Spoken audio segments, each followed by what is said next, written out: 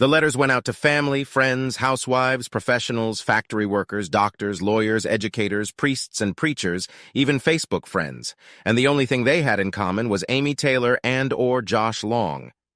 It included the following. Hi, I'm Ben Taylor, husband of Amy, your daughter, sister, friend, and co-worker.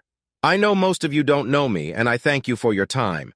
I have information about my loving wife and her friend, information that some of you already have and some of you suspect. I have decided to remove all doubt and share what I have. Most will not like it. Some will hate it, some will hate me, but that is the price I am willing to pay. Please see the first attachment. A picture of Amy and Josh appeared on the screen, fully clothed, yet passionately kissing.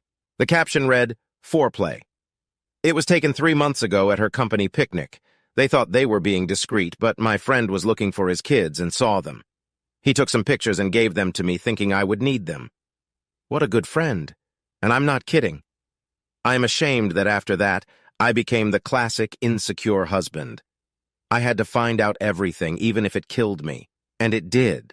I mean, it killed me. Our promises to each other and to God in front of friends and family were rejected. Rejected because of lust. I hate to think it was love.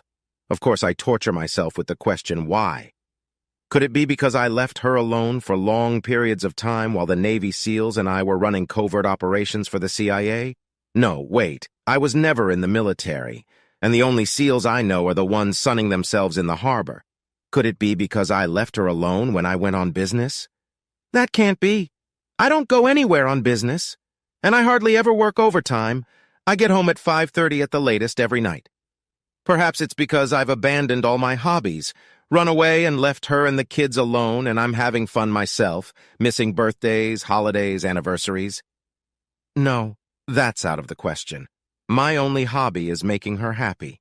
She seemed to enjoy little surprise gifts and weekend getaways, and had to keep an eye on me to make sure I didn't go overboard on those occasions. And as it turned out, fortunately, we didn't have time to have kids. I wasn't hard on her mentally or physically, didn't neglect her, always made sure she knew I loved her, spent as much time with her as possible. Luckily, she had a job, or she would never have had time to be with Josh. It helped a lot that he was her boss, which made their little meetings pretty easy during the day. I was shocked when I got positive proof. It turned out to be a bit expensive, possibly illegal, but I wasn't planning on using it in court. I decided to go to the court of public opinion. Proof of what I'm saying? About their affair, of course. The following attachments are quite obscene, so don't open them if you think it will offend you. The next 2 images appeared. The first was a photo of Amy taken from a top-down angle. She was looking up lovingly. "She's really good at this," was the caption. The second was a combination of images of them having doggy-style sex. Their faces expressed lust and happiness. Underneath it was the caption, "What she didn't do for me."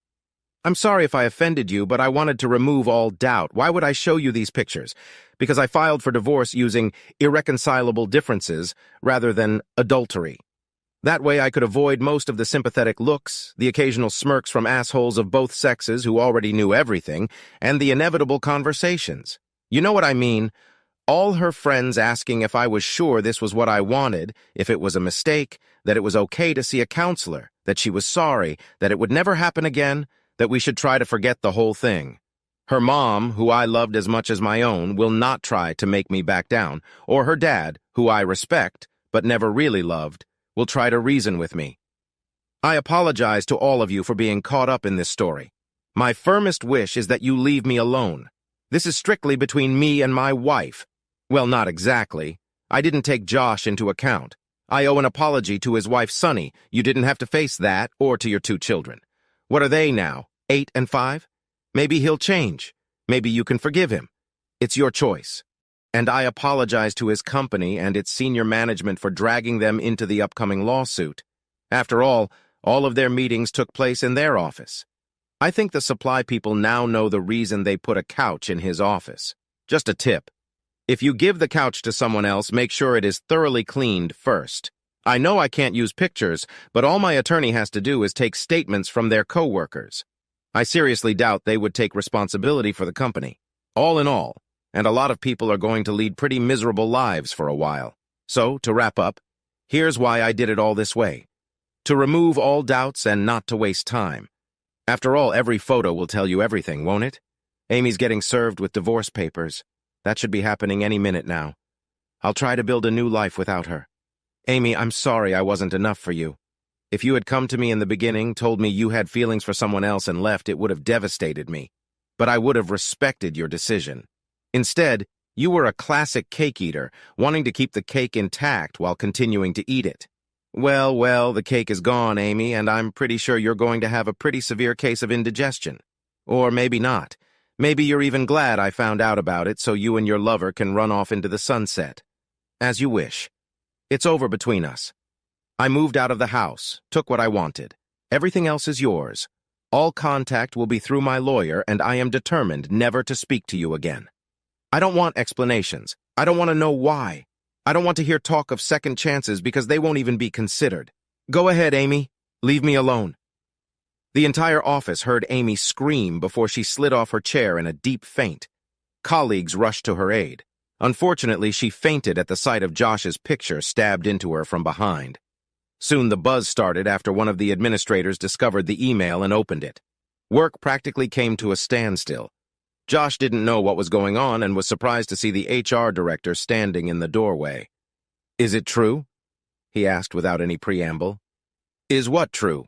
Josh asked, not knowing what he was talking about. The director walked in, slamming the door behind him. Is it true that you and Amy are having an affair? Here? In the office? Josh turned pale. The director thought he was about to faint. That pretty much confirmed it. Too bad, he'd always liked Josh. You're an idiot! Do you have any idea how much damage the two of you have done? Most of our biggest clients are religious charities. How do you think they'd feel if they found out that two of our senior employees were committing lewd acts on company property during business hours? He paused, breathing heavily before continuing. I've just come from a meeting with senior management. The CEO called, demanding confirmation. He's already gotten calls from the Archbishop, the president of a Baptist charity, and Rabbi Friedman. Things weren't going so well. He was quiet again, looking at Josh. I want you out of here in 15 minutes. You're suspended pending an investigation. No, wait half an hour. Amy's being escorted out of here as we speak. And from what I gather you haven't seen yet, go to your email and look at what came from her husband. He turned without another word and slammed the door again on his way out. His fingers trembled as he pressed the button. When he got to the picture of him plunged into her ass, he felt physically sick and threw up in the trash can. It was all supposed to be fun and disposable so no one would know anything. But they both enjoyed it so much that they carried on, promising each other that their spouses would never find out. Sonny must be desperate, he thought. And then it hit him. Oh my God, Sonny! He shrieked loudly before dialing her number. He was surprised when she answered. Maybe she hadn't seen it yet. She seemed calm. Is it true? She asked in a cold, impassive voice. Is what true, sweetheart? Josh, you only have one chance to tell me the truth. One. If you deny it, and I catch you in a lie, our conversations will be handled by lawyers. Is that the truth? He felt the walls closing in. He really loved her, and he also knew he had no choice. I'm so sorry, honey. Yes, you are, but... She cut him short. I'm packing 2 suitcases for you, your favorite things. They'll be in the garage. Please come and get them while I pick up the kids from school. I'd go myself, but at least one of us has to be the responsible adult here. After all, there are kids involved. Until I decide what I'm going to do, I'll tell them you had to leave on business. Understand one thing. If I decide not to try to save everything, you'll be the one to tell them why Dad doesn't live here anymore.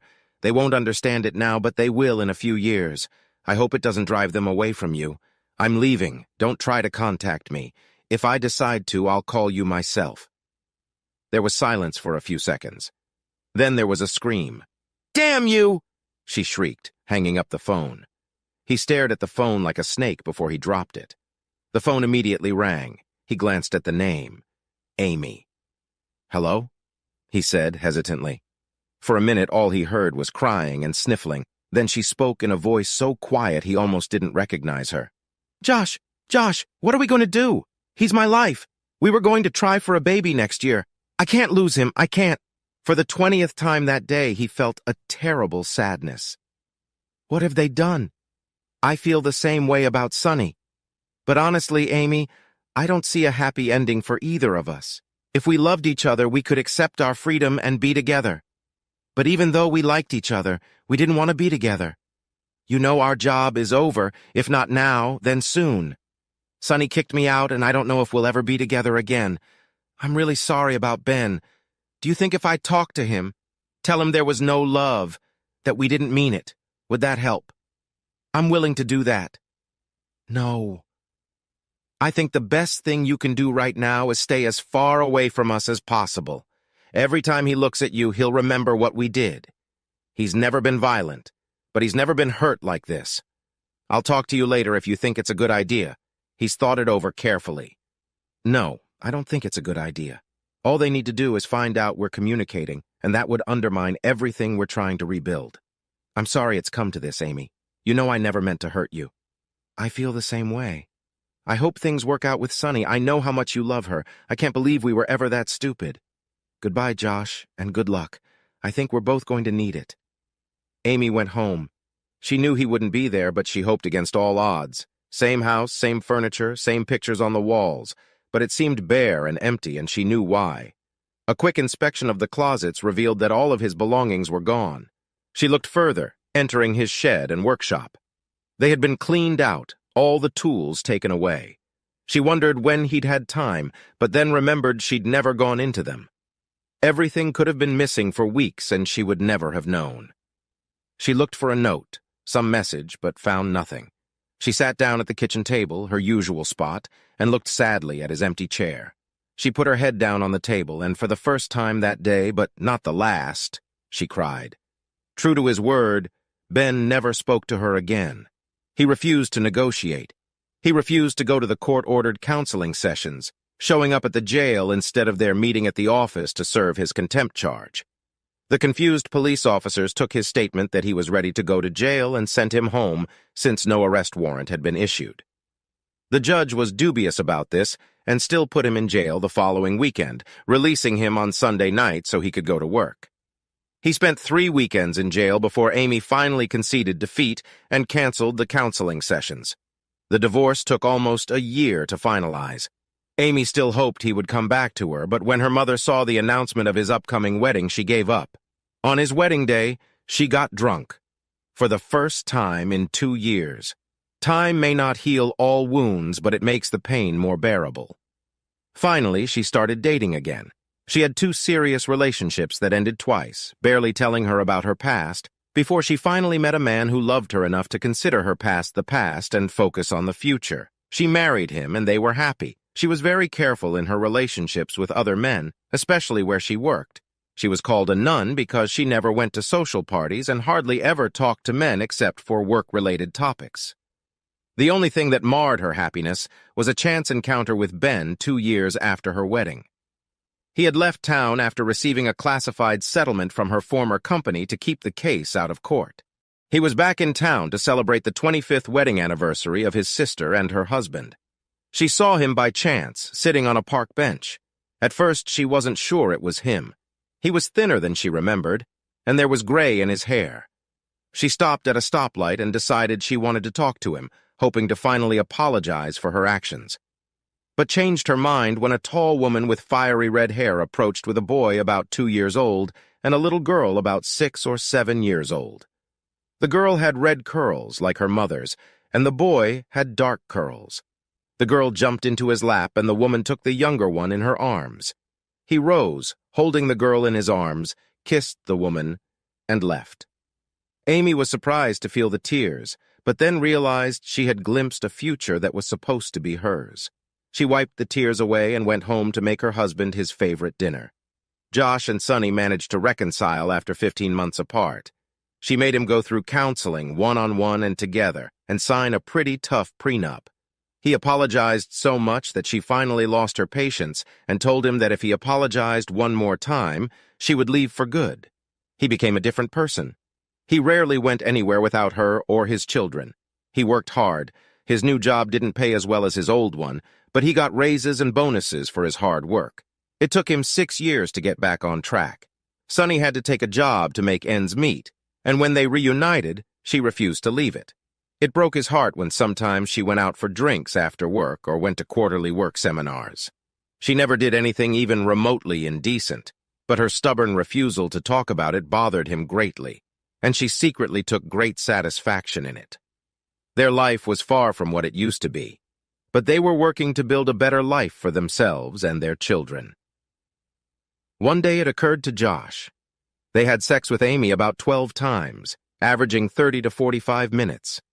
Using the highest figure, it worked out to be about 9 hours, balanced by years of suffering for his family and the destruction of Amy's marriage. Was it worth it? Hell no!